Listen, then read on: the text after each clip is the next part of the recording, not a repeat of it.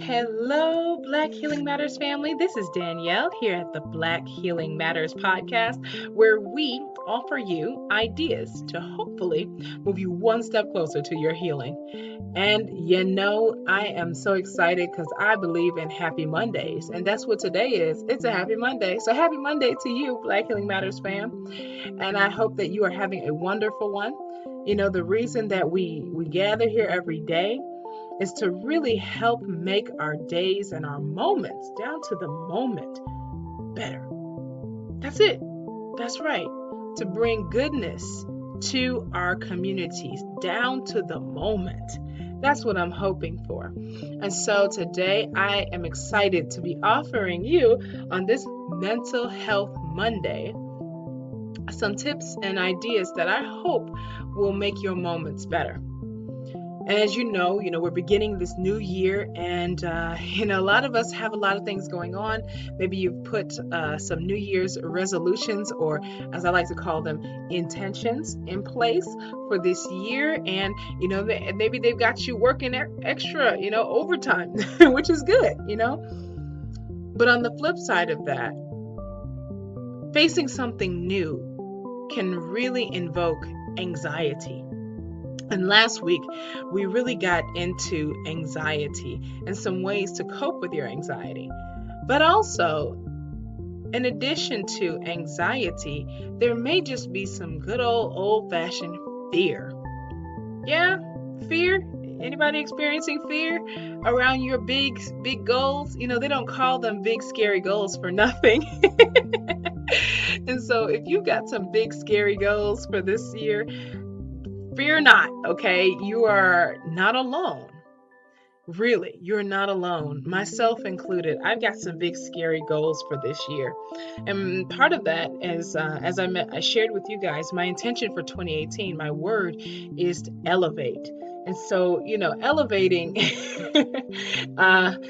it can be fearful, can induce fear. It surely is for me.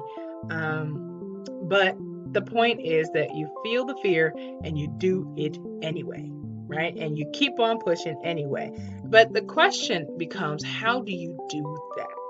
How do you bust through the fear? And so on today's episode of Mental Health Mondays, we are going to break down some ways that you can bust through the fear. Are you ready? Okay, this is going to be good. Fear Busting 101 coming up in just a second.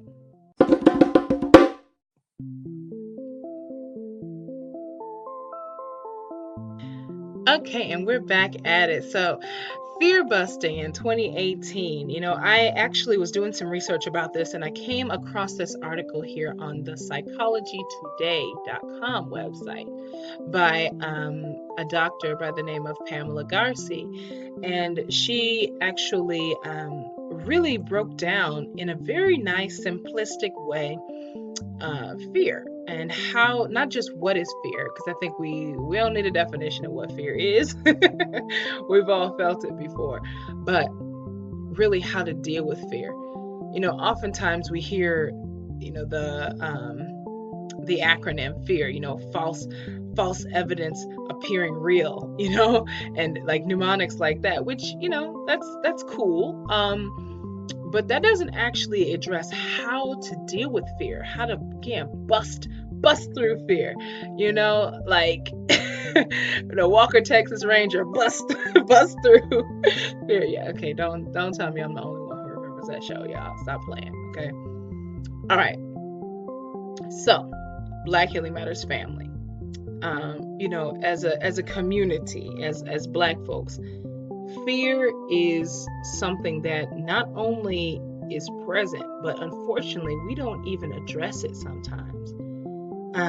The fear of going out and doing something. For some of us, it's the fear of being successful. Some of us, it may be the fear of failing.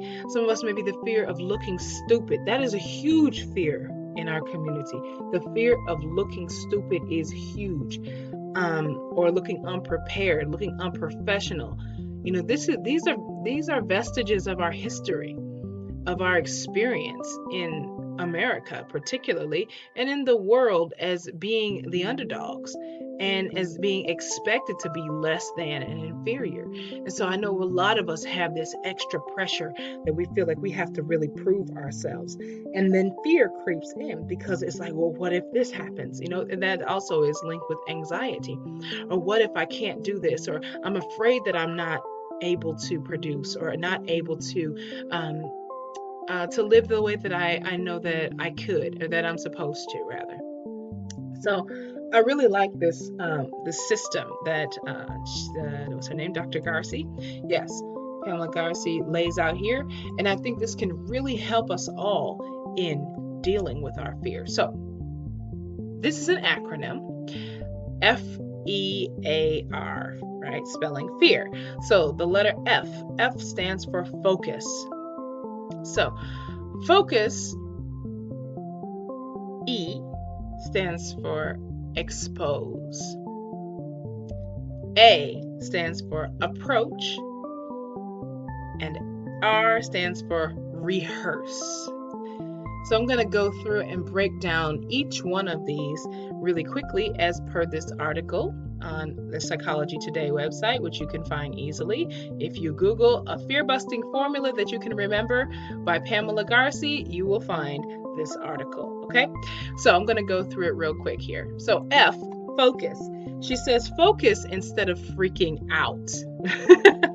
Now, that is easy to do. It's easy to freak out, right? Especially when you're in real fear of something. Freaking out is usually the first reaction, but she says focus instead of freaking out. Research has found that mindfulness can help us to reduce our fear and anxiety through redirecting our focus. Rather than focusing upon the fear, which is often fear of future focus, rather, focusing on the present can help you relax. So the moment that the fear kicks in, the fear that I might not do a good job on this presentation, or I might not get the job, or focusing on the moment. For myself, when I started this podcast, there was a lot of fear around just getting started, really. I thought, oh my gosh, there's so many things I don't know, so many things I have never tried before, I've never done before, and I listen to podcasts all the time, and I just thought they sounded so polished and so perfect, and I didn't know how to do that. So I think I definitely went through this process of, instead of freaking out, shifting my focus from freak out mode to here and now mode. And that's when I shifted from the freaking out and excuses and, oh my gosh, I don't know how to. That changed to Googling and asking people how to start a podcast, how to put this out there. That was a big shift for me. And that was really one of the first steps to making it happen and essentially getting over my fear. The letter E, expose. Dr. Garcia says expose instead of escape. And so she says here, expose instead of escape is one of the hallmark of anxiety, is a tendency to avoid what Dr. Albert Ellis calls discomfort anxiety and ego anxiety. Rather than facing our fears of being uncontrollable or tolerating discomfort, of being uncomfortable or tolerating discomfort, or facing our fears of social disapproval or rejection by tolerating situations in which this might occur, people with anxiety tend to escape such anxious situations or anxiety provocations. So I think it was Ken in our first interview here on Doing the Right Things Thursdays. He mentioned that when there's a fearful or scary thing, the first thing he wants to do is run or hide. And that is so true, right? I had the same situation when for years I was getting this idea of wanting to create a space to proliferate positive Blackness, a place where we could focus on healing and improving ourselves, instead of waiting for the outside dominant society to give us something that we're never going to get, that really couldn't provide the closure and the healing that we need anyway. I knew that God had put this on my heart for a long time, but I kept running from it. I kept trying to escape it because I was afraid. And so, expose, take a look at it, go through the difficulty, get uncomfortable with it, and try it on for size. And that's exactly what happened to me. It just got too uncomfortable to the point where I knew it wasn't going to go away until I did it. So I did it, which is part A, which is the next part A, which is approach. Approach the task instead of avoiding them. Okay? Or approach the tasks instead of avoiding them. And this is exactly what happened to me, as I just mentioned. And it says here in the article, another hallmark of anxiety is the tendency to avoid tasks which are seen as difficult or challenging. Dr. Ellis talks about surviving from high frustration tolerance.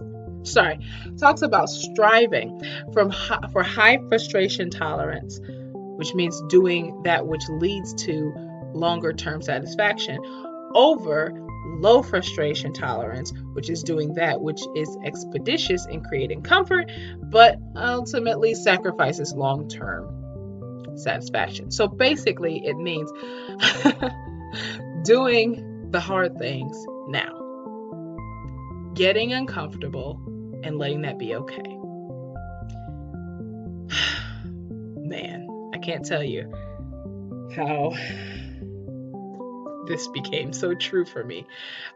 Even producing this podcast, there are times when just approaching it gives me some fear and anxiety. And so I totally understand this, but I understand also that this has helped me get so much stronger and become truly fearless in this realm, at least getting there, busting down my fears.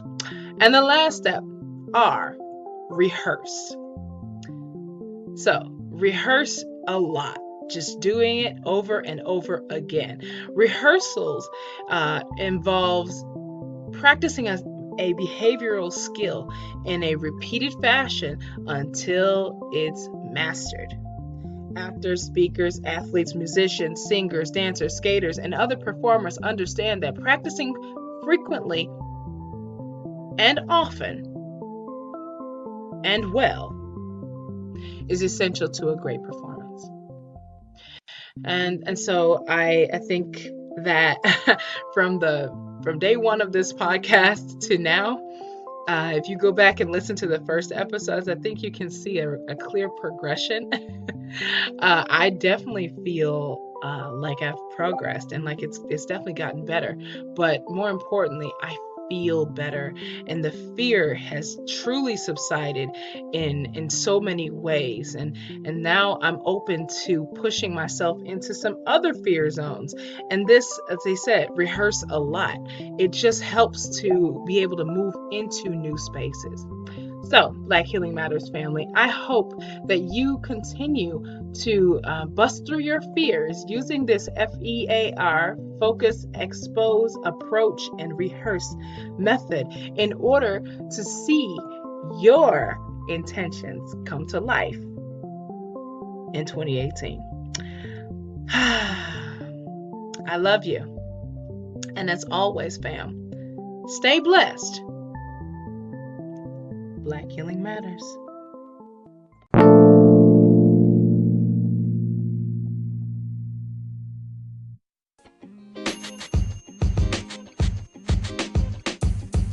The podcast you just heard was recorded with Anchor. If you want to make your own, download the Android or iOS app completely free from anchor.fm/podcast. That's anchor.fm/podcast.